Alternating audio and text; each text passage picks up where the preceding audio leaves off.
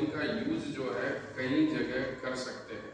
जैसे कोपेन ने सिंपल भाषा में समझाया था कि जैसे जो उसने कोडिंग यूज किए थे, जैसे एक आप तापमान के आधार पर देखें तो जो ए शब्द अपन यूज करते हैं, जैसे ए प्रकार जो अपन यूज करते हैं, जैसे एफ है या ए डब्ल्यू में जो ए शब्द अंग्रेजी का आता है, ए अक्षर जो अंग्रेजी का आता है, उसका एक अर्थ होता है उच्च तापमान। इसका अर्थ है कि वो उष्ण कटिबंधीय क्षेत्र है जहां तापमान वर्ष भर क्या रहता है, ऊंचा रहता है। फिर इसके बाद सी अक्षर यूज करते हैं। सी का अर्थ होता है मध्य तापमान, जिसका अर्थ होता है कि यह तापमान जो है न ज्यादा उच्च है न ज्यादा कम है, यानी शीतोष्ण कटिबंध का जोन है। फिर आता है डी, ये निम्न तापमान का क्षेत्र है जहाँ शीत ऋतु कठोर भी होती है और यह तापमान निम्न रहता है। और ई वाला जो क्षेत्र है वो ध्रुवीय क्षेत्र है जहाँ तापमान अत्यंत कम पाए जाते हैं। और बी शब्द को अलग से यूज करते हैं। जो बी शब्द है वो शुष्क दशा को इंगित करता है। तो यहाँ में ए जलवायु जो है उसका उपयोग क्या है और ए प्रकार की जलवायु को कैसे अपन समझेंगे, उसका थोड़ा मैं डिस्कशन और अपन यहाँ डिस्कशन करते हैं। जैसे ए प्रकार की जलवायु, इसका अर्थ होता है उष्ण कटिबंधीय क्षेत्र की जलवायु। अब इस बात को कितनी बातों से अपन और कनेक्ट कर सकते हैं ताकि इन चीजों को अपन जान लें।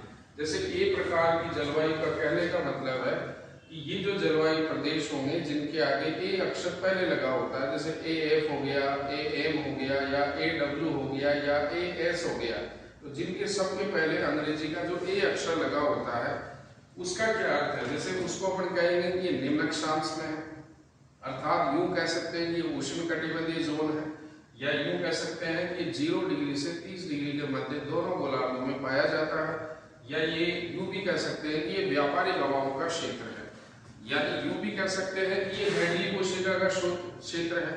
अब जब हम हेडली कोशिका की बात कर रहे हैं, हेडली कोशिका जो है 0 से 30 अक्षांशों के बीच यानी विश्वतीय न्यून दाब से लेकर उपोष्ण उच्च वायुदाब का क्षेत्र है, जहाँ की जो धरातल की जो पवन होती है वो ट्रेड विंड होती है।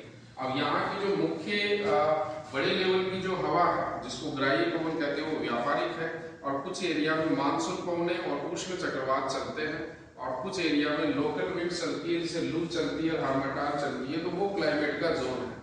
फिर जब एक प्रकार की जलवायु जो, तो यूं कह सकते हैं कि व्यापारिक हवाओं के क्षेत्र में कौन सी जलवायु मिलेगी, एक प्रकार की जलवायु यानी उष्ण कटिबंधीय जलवायु। और उन हवाओं उन क्षेत्रों में जो ज्यादातर बारिश होती है वो कौन सेवा करेगी, व्यापारिक हवा। अब वर्षा के मौसमी वितरण के आधार पर, क्योंकि अलग अलग मौसमों में अलग अलग क्षेत्रों में अलग अलग तरह से बारिश होती है, कुछ सवर्ण वर्षा होती है, कुछ जगह चक्रवाती बारिश होती है, कुछ जगह समुद्र की ओर से जो हवाएं आती है वो बारिश करती है, तो उसको अपन कैसे पहचानेंगे। तो वर्षा की मौसमी वितरण के आधार पर जो ए प्रकार की यानी उष्ण कटिबंधीय जलवायु है उसके मुख्य रूप से 3 भाग करते हैं। जैसे सबसे पहले अपन ए रखा, फिर यहाँ पर भी ए रखा और यहाँ पर भी ए रखा, फिर इनको छोटे शब्दों का इस्तेमाल करता है, छोटे शब्दों का इस्तेमाल करते हैं अकॉर्डिंग टू कोपेन, जिसमें एफ स्मॉल एफ जब लगाते हैं तो उसका अर्थ होता है वर्ष भर वर्षा, मतलब वो ऐसा क्षेत्र होता है जिसके आगे इस एफ अक्षर यूज किया गया है, उसका अर्थ होता है वर्ष भर वर्षा, यानी सभी मौसम में वर्षा, यानी सभी महीनों में वर्षा। तो ये एक के साथ एफ लगा दिया तो इसका अर्थ हो गया प्रचुर वर्षावन जलवायु प्रदेश। ये प्रदेश जो होता है 0 से 10 डिग्री अक्षांशों के बीच दोनों गोलार्ध में मिलता है, यानी इसको कह सकते हो कि डोल्ड्रम क्षेत्र में मिलता है। इसका अक्षांश विस्तार 0 से 10 होता है। इसकी विशेषता होती है वर्ष भर सवर्ण वर्षा, मतलब ये वो जोन है जहाँ गुरुत्वाकर्षण बल न्यून है और कोरियोलिस बल भी न्यून है, इसलिए यहाँ पर सवर्ण धाराएं बहुत तेज उठती है, ऊपर उठती है, हवा ठंडी होती है, संघनन करती है, कपासी वर्षी मेघ बनते हैं और बारिश होती है। इसलिए यहाँ सदाबहार वनस्पति भी मिलती है, क्योंकि वहाँ त्रिस्तरीय वृक्ष प्रणाली है, महोगनी और जितनी भी बागाती कृषि होती है, रबर वगैरह, वो सारे इसमें मिलते हैं। सदाबहार वनों का जोन है।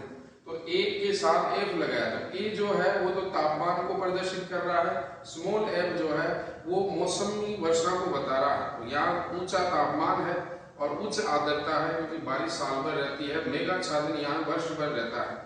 फिर जब अपन ए के साथ एम लगा दें तो एम का अर्थ होता है मानसून वर्षा या मानसून पवनों से वर्षा, यानी ये ऐसा क्षेत्र होता है जहाँ व्यापारिक हवाएं अपनी दिशा उलट देती है कुछ एरिया में, तो उनको मानसून पवने कहते हैं। इन पवनों से सर्दी, कुछ एरिया में तो सर्दी में बारिश होती है, कुछ एरिया में गर्मी में बारिश होती है।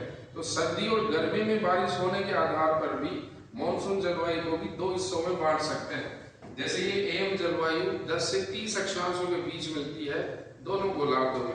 अब अगर अपन इसको AMW बोलेंगे तो इसका मतलब है मानसून पवनों से, गर्मी के मानसून से वर्षा हो रही है। जैसे भारत का जो मालाबार कोस्ट है यानी अरब सागर का तट है, वहाँ ग्रीष्मकालीन जो मानसून पवनें आती है उनसे बारिश होती है, इसलिए इसका कोडिंग बना दिया क्योंकि ये उष्ण कटिबंध में है। मानसून पवनों से बारिश होती तो AM है और फिर W लगा दिया, इसका मतलब बारिश जो है वो ग्रीष्मकाल में है। लेकिन अब भारत के कोरोमंडल तट की तरफ जाते हैं, उष्ण कटिबंध है इसलिए A लगा हुआ है। मानसून पवनों से यानी शीतकालीन मानसून से बारिश होती है इसलिए M लगा हुआ है, और वो बारिश सर्दियों में होती है स्मॉल s लगा हुआ है। इसलिए अरब सागर तट पर जो कोडिंग है वो AMW, और जो कोरोमंडल कोस्ट की तरफ जो कोस्ट होता है उसको AS कह दो या AMS कह सकते हो। सेम ये घटना ऑस्ट्रेलिया के उत्तरी भाग में KPR प्रायद्वीप में भी मिलती है, वहां पर भी मानसून जलवायु दशाएं पाई जाती है। यहाँ ग्रीष्मकालीन मानसून और शीतकालीन मानसून यानी जब जब हवाएं समुद्र से स्थल की तरफ चलेगी उन कोस्ट पर वर्षा होती है। अगर बारिश गर्मी में हो रही है तो W शब्द का इस्तेमाल कर लेंगे, और अगर सर्दी में हो रही है तो स्मॉल s का इस्तेमाल करते हैं। फिर है AW जलवायु, जिसमें AW जलवायु सवाना प्रकार की जलवायु को प्रदर्शित करता है। इसमें A ये कह रहा है ये क्षेत्र उष्ण कटिबंध में है, जो व्यापारिक हवाओं के क्षेत्र में है, जो हेडली कोशिका के अंदर है, जो निम्न अक्षांशों में है। और जो इसके आगे छोटा W अक्षर यूज किया है ये कह रहा है कि बारिश गर्मियों में होती है, या तो वो सवर्ण वर्षा हो सकती है या वो समुद्र से जो पवनें चली उनसे बारिश हो सकती है। इस तरह से यहाँ ग्रीष्म काल में तो वर्षा होती है और यहाँ शीतकाल शुष्क रहता है और जब भीषण गर्मी पड़ती है। इसलिए यहाँ ऊंची घासें मिलती है और बिखरे हुए वृक्ष मिलते हैं। ऐसी वनस्पति को सवाना वनस्पति कहते हैं, इसलिए इस जलवायु का नाम सवाना प्रकार की जलवायु है। तो यहाँ W का अर्थ होता है ग्रीष्म ऋतु, आर्द्र यानी विंटर जो है वो शुष्क रहता है और समर जो है आर्द्र रहता है। तो W से मतलब विंटर शुष्क रहेगा और समर जो है आर्द्र रहता है। तो AW जलवायु ये 10 से 25 अक्षांशों के बीच मिलती है। तो इस तरह से A जलवायु के 3 भाग हमने बनाए। सबसे पहले A के साथ F लगाया, यानी ये डोलरम क्षेत्र है जहाँ गर्मी ज्यादा है और यहाँ बारिश साल भर होती है। फिर A के साथ M लगाया, यानी ये उष्ण क्षेत्र है जहाँ मानसून पवनों से बारिश होती है। अगर ग्रीष्मकालीन से हो रही है तो AMW, और अगर शीतकालीन मानसून से हो रही है तो AMS का इस्तेमाल करते हैं। फिर ये AW जलवायु है, सवाना प्रकार की जलवायु है, या अधिकांश वर्षा ग्रीष्मकाल से होती है। फिर अब इनसे इसका मतलब ये पूरा का पूरा जो A प्रकार की जलवायु है ये हेडली कोशिका का भाग है जो मानसून पवनों के कंट्रोल में रहता है।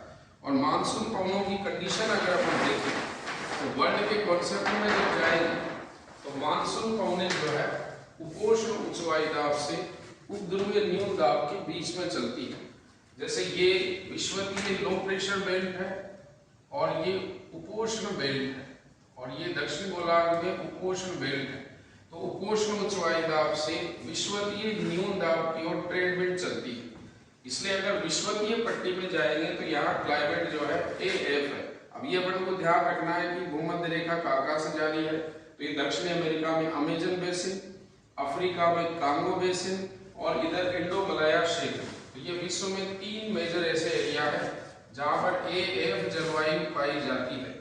A का अर्थ उष्ण कटिबंध और F का अर्थ बारिश साल भर होना। फिर इसके बाद ये AM जलवायु के जोन है जो भारत में भी है और ये उत्तरी ऑस्ट्रेलिया में है और USA के दक्षिण पूर्वी तट पर है। और AM जलवायु में उष्ण कटिबंधीय चक्रवातों से भी बारिश होती है और ग्रीष्मकालीन और शीतकालीन पवनों से भी बारिश होती है। और फिर इसी के पास जो AF जलवायु होती है उसके उत्तर और दक्षिण दोनों साइड में महाद्वीपों के अंदर वाले जो हिस्से हैं वहाँ AW जलवायु पाई जाती है। जैसे दक्षिण अमेरिका में सवाना घास क्षेत्र है जो वेनेजुएला में भी है, लानोज, और ब्राजील में भी है कैंपोज, कटिंगाज और सेराडोस। और ये अफ्रीका में भी कांगो बेसिन के उत्तर में भी है और दक्षिण में भी है। और यहाँ ओसेनिया महाद्वीप में जो है क्वींसलैंड राज्य में मिलती है और इधर एशिया महाद्वीप में जो है प्रायद्वीप में जो भारत है उसके ज्यादातर एरिया में भी ये सवाना टाइप की क्लाइमेट मिलती है। अब इन कोडिंग का अपन इस्तेमाल क्या कर सकते हैं, मान लो ये पता करना हो कि इन उष्ण कटिबंधीय क्षेत्र में भी कहाँ खारापन या किन एरिया में उच्च सूर्यताप मिलेगा, तो अपन बादलों की कंडीशन, वर्षा का वितरण, लवणता, वनस्पति और कृषि फसलें, मनुष्य जनसंख्या, आर्थिक क्रियाएं, इन सब का इस्तेमाल इनसे कर सकते हैं। तो अपन नेक्स्ट चैप्टर में अपन जो सी प्रकार की जलवायु है उसका डिस्कशन करेंगे नेक्स्ट वीडियो में। Thank you.